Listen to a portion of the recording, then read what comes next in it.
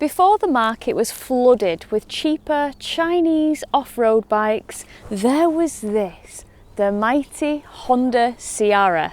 Dependable, simple, and trusted by pretty much everyone. But now there's more choice than ever, so my question is does the CRF still make sense, or has it been left behind? I'm going to ride it on-road and off-road to figure out the answer. So keep watching.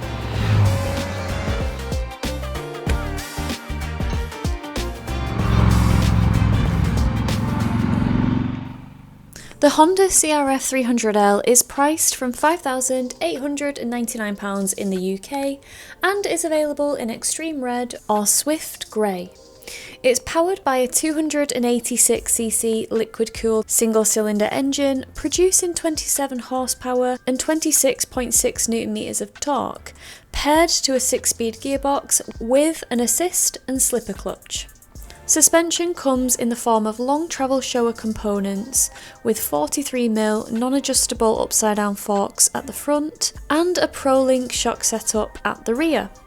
Braking is handled by a 256mm front disc with a 2-piston caliper and a 220mm rear disc with a single piston caliper, supported by ABS, which can be switched off at the rear with the touch of a button. In terms of features, it stays simple. You get an LCD dash with no rider modes or traction control. The wet weight comes in at 142 kilograms, fuel tank capacity is 7.8 litres, and it has a seat height of 880mm. Now for reference, I'm a 5'4" or 162cm individual, and my inside leg measurement is 29 inches or 73.66 centimetres. And it is quite tall for me, but let's just hope that the soft suspension will really help make a difference in me getting my feet down. Alright, let's ride! Right everybody, well, I am on Honda's CRF300L. See ya! Hello! Slow it down here. Oh, I tell you what, everybody's out over river today. Everyone's out over river. It's good vibes. It's good vibes. Spring is here. Spring is sprung. Hello. Legend. Oh, honestly, what a day for it. I thought I'd take it on the road today and see how I get on. Wow, wow, wee wow. Look at that view, guys. Tell you what, we'll turn here. We shall turn here. We are not on a sports bike, so we can't lean like a sports bike. Oh, I'm struggling with the indicators. I'm really struggling with the indicators because the horn is right where I would indicate, so I keep beeping at everyone. Beep, beep, toot, toot. So sorry, people of Rivington, my bad. But yeah, I'm just on a little bimble on the CRF300L. And I've wanted to get on this bike for a while. It was obviously the 250, then it kind of became the 300 because Honda updated the engine and the model. Who are you? Is that a quad? I think it is. Oh. Don't mind me. Random child. But yeah, obviously you've got your proper motocrossy ones, your proper enduro-y ones. But this model is kind of like your green laner, your little adventure bike that you would just throw loads of luggage on and tents on and amble up to, I don't know, anywhere. Wales, Scotland, Ireland, anywhere. Just like wild calm. It's just those vibes, do you know what I mean? So I feel like this bike was kind of the OG back in the day for this kind of stuff. Obviously you've got like the DRZ, of course, but like, I don't know, this was the less intimidating version, kind of the bike that anyone could just get on and have a nice ride on and do some green lanes and stuff like that. But now, as I mentioned in my intro, there's loads and loads of competition, and it's usually Chinese, it's usually cheaper, and it's usually got equal, if not more tech. So what I want to find out is is it still relevant, this bike? Why would you choose a Honda now, given that you've got all this choice with all the other bikes? Oh, did he see me all that way off and he stopped for me? What an absolute G unit. Thank you. Thanks so much.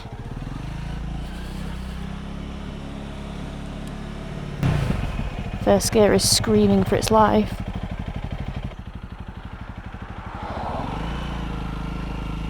Oh, look at that, in the lines. We kept in the lines.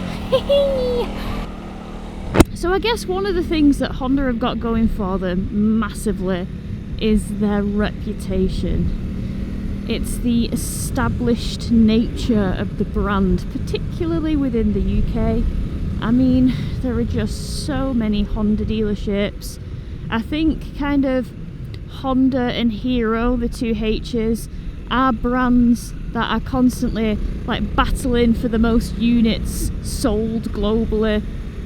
Like, Honda know how to make a bomb-proof, bulletproof green laner, off-roader, and even adventure bike, you know, as you get further into the range. I feel like where the Honda's strength lies over Chinese brands are things like parts availability, dealer networks, how stable they are, how likely they are to still be an open dealership in 10 years time. Do you know what I mean? There's all these things that work in the favour. I've just looked down and seen the 6-year warranty subject to terms and conditions. You know, it's pretty good. It's pretty good. I mean, I still personally thought that this bike was very, very good value. It's just the value of the Chinese competition that make you think, oh, well, you know, that £2,000, £2,500, I'd rather have it in my pocket, or I'd rather that to cover the insurance and the fuel and stuff like that. I think it's just the fact that they are obscenely cheap, not that the fact that this is bad value.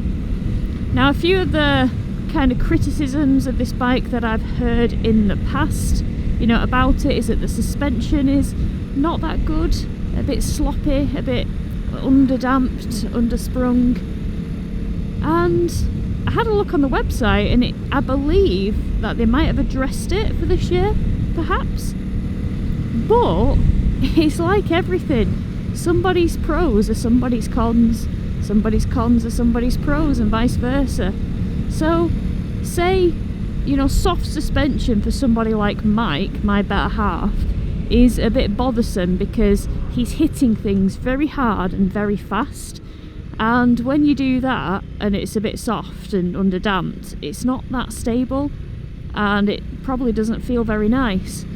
However, when you are a novice wobbler like me, and you're not particularly good off-road, and you do just kind of slowly roll and bounce over things, soft suspension is actually quite nice. I'm not going to lie. I think that's probably one of the reasons why I actually like the Himalayan 450 so much. Kind of soft suspension, works really nicely for me. Probably why I like Mike's Honda Dominator. Old girl, sloppy suspension. She just slops over the bumps with ease. And for someone like me, that's really, really good. I like that a lot. I'm a little bit like about second gear, because second gear is seeming quite short. And yeah, we'll see how I get on off-road with it, because sometimes because I'm quite slow at the moment off-roading, second gear is kind of like my comfy gear on most bikes, but because this is feeling quite short, I might find myself in third gear slipping that clutch. But yeah, as far as road bikes go, you know, they're not designed for mega miles. They are kind of, I feel like, designed for hopping from one green lane to another. So you do see people like loading these bad boys up and going adventuring on them, but it's got quite a small tank, so I can't imagine that would be too much fun, kind of planning your fuel stops. You'd have to plan quite a way in advance, I'd imagine, so that you could actually get where you needed to go. Yeah, as far as comfort goes, it's very, very nice to ride. Obviously you've got skinnier like tyres and skinnier wheels, so you can't really like dip into these kind of bends with a whole lot of faith like you can on just a normal road bike. You just got to keep it a bit more upright, especially when you don't have full road tyres on. But that's just all part of like riding a bike like this. If it had those kind of wheels and tyres on, then it wouldn't be very good as an off-roader, would it? So there's compromise everywhere. But yeah, just as far as sitting on it, it's quite nice. This is a bit annoying because it kind of just sits right in your eye line. Or maybe if it's a bit taller, I don't know. I still don't think it's particularly good. The dash, LCD, very simple. You've got your speed dead big, your indicator there. You've got your fuel, revs. You know, it says it all. You've got an off-road button there so that you can switch the ABS off, which is always good when you're off-roading. Let's have a look. I don't believe, no, we don't have adjustable levers, but they're not massively far out, which is good because I do have child hands. But yeah, it's got nice wide bars, got a nice, fairly comfy seat. Swing gear, oh, yeah. Oh, that was not great, because it's like a knobbly and like a proper almost square tyre. When you try and like lean just a little bit, you feel like you almost drop off the side of a cliff. Yeah, that's not a great feeling. But you just gotta ride it a little bit differently on the road to how you would with your normal generic road bike, you know? But yeah, I've not really had any issues with stopping this thing. Not really had any issues with the suspension for the road. The handling on the road going around the bends is of course compromised, as mentioned, but it is with most things like this. But yeah, pleasant, it looks nice, everything looks good, it's all blacked out, looks mint. Looks like it means business, baby.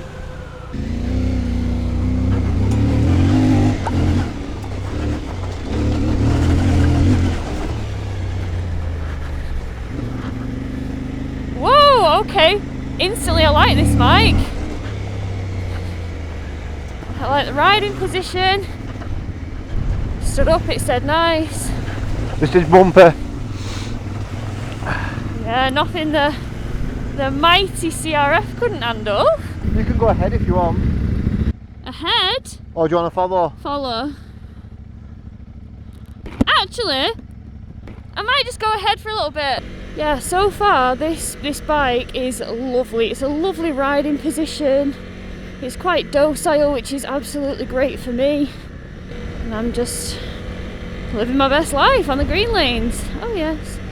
But yeah, this is a wonderfully confidence-inspiring bike. I know people complain about the suspension. I believe it's a bit better for this year, but for softness for a novice, it's quite unintimidating, which is very nice. So I'm just riding in third gear with my little wobbling ass. Oh, the suspension is mega soft, so I can imagine if you hit things pretty hard that would be like a little bit problematic. But for me, who isn't hitting things hard, it's lovely and just, well, comfortable.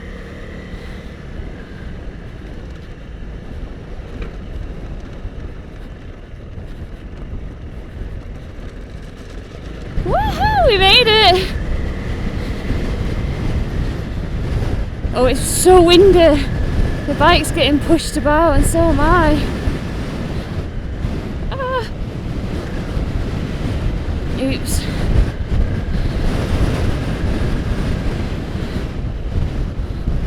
We'll go on the side that didn't look too deep.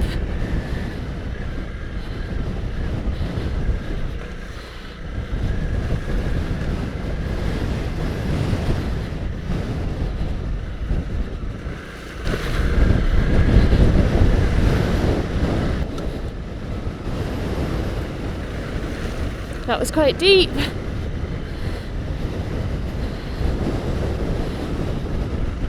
Could be deep, is deep. But it was alright. But my feet are soaking. My feet are soaking. God, it's so wet, guys. It's unbelievably wet.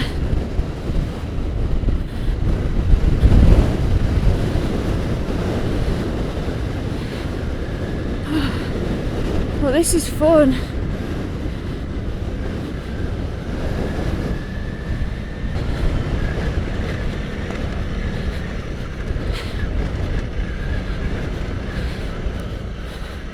I'm in second gear already.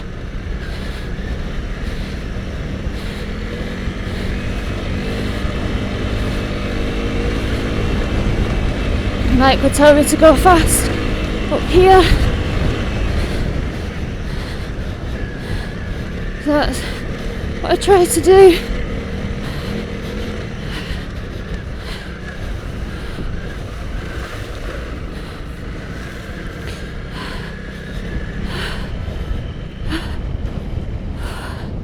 Just need a little break. What? Yeah, I just need a break.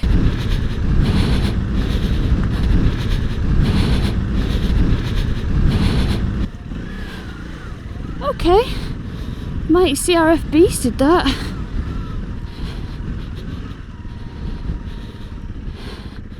Mike's got his feet down. Okay.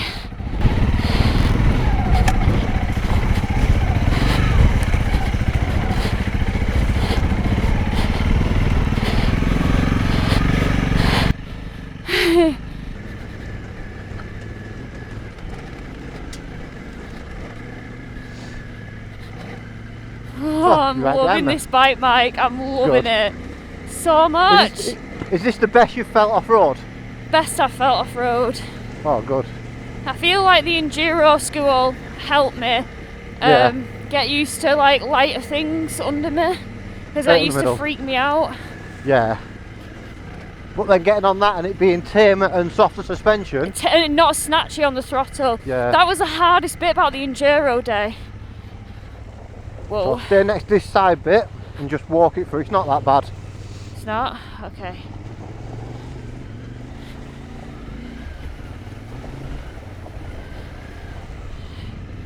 I am quite the clutch slipper, you know. Good, that's what you need to be. Clutch slipper. Sorry, Honda. You still behind? Yeah. Sorry, just through the big puddle. Oh wow. Oh wow, oh my god, mate, the mountains, what the hell? Yeah, you seem to have relaxed quite a lot because you're not breathing that heavy now. Yeah, I feel really chill actually. Good.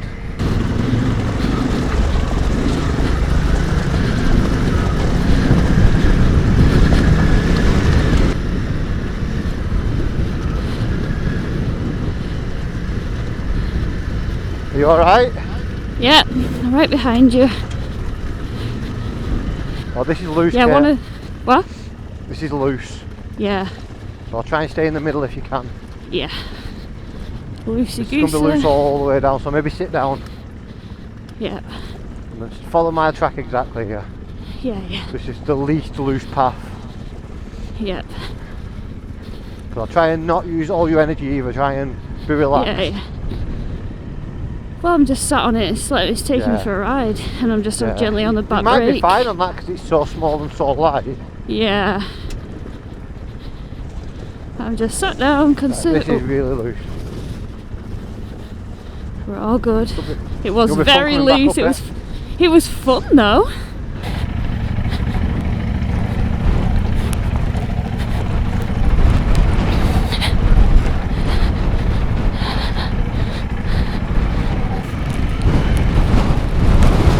Nice and steady.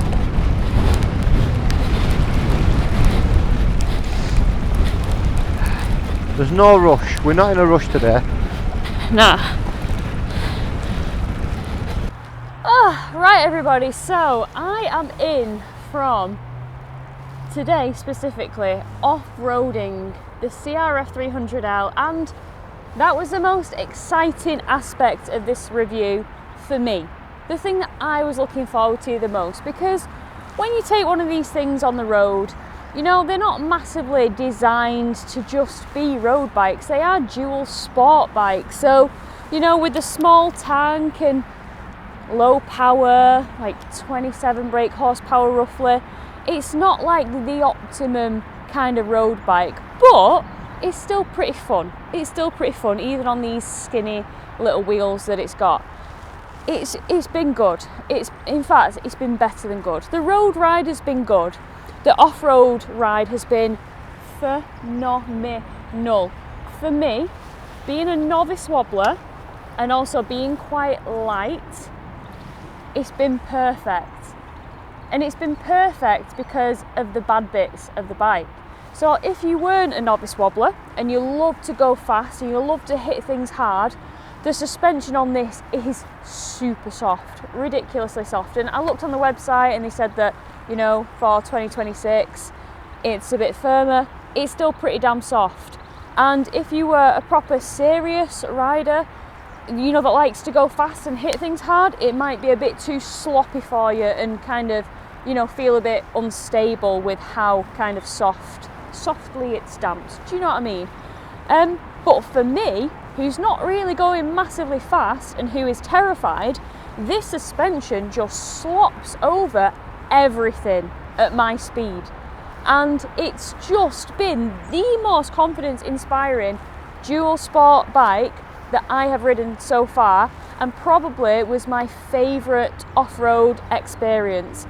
145 kg, I want to say this thing is, so it's pretty light compared to your lightweight adventure bikes. For example, the CF Moto 450 MT at 185 wet. Then you've got the Himalayan that's pushing 200 kg wet. So for me, who's quite weak, to get on something like this and ride, it's been brilliant. Now it is a little on the tall side at 880mm, so there's been a few moments where I am like tippy toes, especially if the road's not there, but honestly I've had such a good time riding this off-road. And like I say, I've seen, because this bike's been out donkeys in its 250 form, then it became 300 form, I see things and there's a lot of people complaining like, you know, that the suspension is garbage, and the suspension is really, really soft. You can't take that away from the bike. But for somebody like me starting out who's not very confident, it's a blessing. And I feel like this is a bike that could kind of grow with me. Do you know what I mean? I could get it, I could learn with that sloppy suspension, then as my skills progress and I get better, I could invest in some, you know, firmer, better damp suspension, so it could grow with me. But honestly, in this grey as well, I'm sold. I definitely own one of these, and yeah, I prefer it to the DRZ, I prefer it to the Enduro R, I prefer it to, I think, the Vosges Rally, because of how sloppy the suspension is. And I know that everyone's like, oh, the Vosges Rally 300, the suspension is actually much better than this and it's a lot cheaper. Maybe so, but for me, for my little wobbling Wildred antics, it's absolutely blissful. Well team, with everything, I'll put my pros here and I'll put my cons here. If you want to add to those in the comments, definitely feel free to do that. I'm always open to seeing what you guys think of these bikes. If you're an owner and you've done some modifications on this that have been great, feel free to share the love. Don't gatekeep. Let us know what you've done, how you've tricked it, how you've modified it, and if you love it or not. Just let me know. Alright team, well, I hope you've enjoyed that review. I have loved filming it. This is a kind of bike that I'd love on like a long-term loan, or even to buy one, perhaps. Yeah, I've been out today on this and the CF Moto 450 MT, and for the two purposes of what those bikes can deliver, I think for me, I've ridden the best in the classes today. So very, very lucky girl. Alright, I'll catch you all in the next one. Take care. Bye.